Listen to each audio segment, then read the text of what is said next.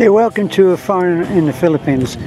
We're at Itafi, and Itafi is our local port, and yeah, we've got the big modern equipment over there. As you can see, that's a low loader that will take some huge equipment. I'm guessing that it brought that piece of equipment there. That's what I'm guessing.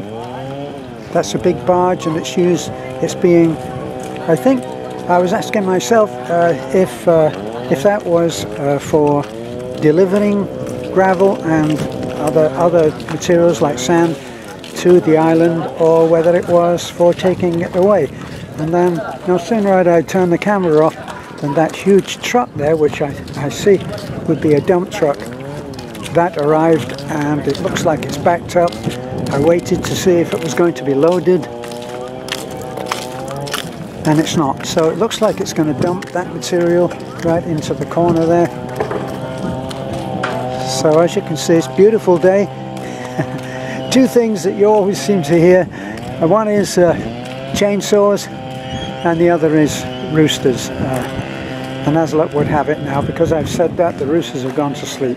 But I just wanted to show you what this little port has always been about, and that is these ferry boats.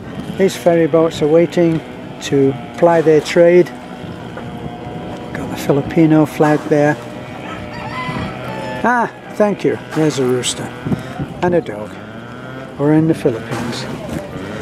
So if you look at these boats, now let me see about this one. This one is about the size that we took when we just, let me say, our little party of about 7 people, Tracy and his lady Cece, and Beth and myself and Talitlik and I think Bibi, and we took a boat about that size, and we went over there. Look at that, the sun shimmering on the water, so beautiful.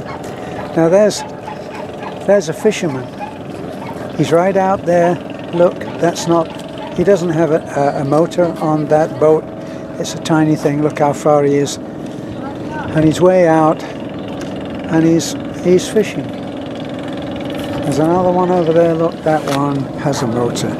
But behind, you can see there in the distance on the middle line of the picture, I can see very little because of the bright sunlight, so my viewfinder is not actually very revealing. It's more about guesswork.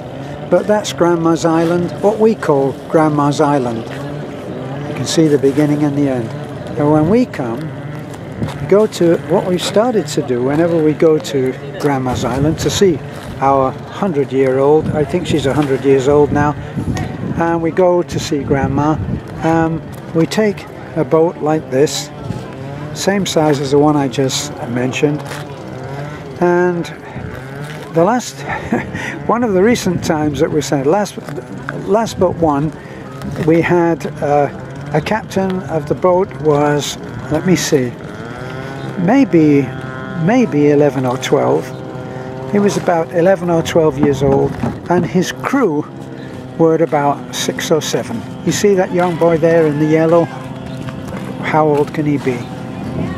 He's maybe 10 years old. So that was his crew. They performed very, very well. And they took us all around. See, that's quite a nice boat there. Look, yellow and blue and white. And that's a young man.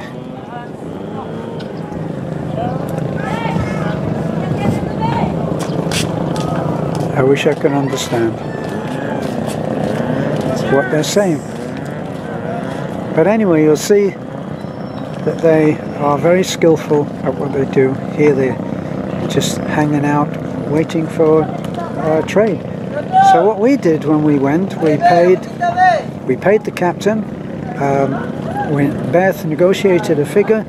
We paid him, and he took us right over there in that reflection where the sun is on, and there's a boat. If you follow that line right behind the island, goes down to a thin tip, and that's mangroves there. that gives way to different inlets and waterways, and he took us that way around the island so we could see a lot, and then found a man-made dike that was there, which was quite close to where Grandma lives, so that was good for us. But just wanted to show you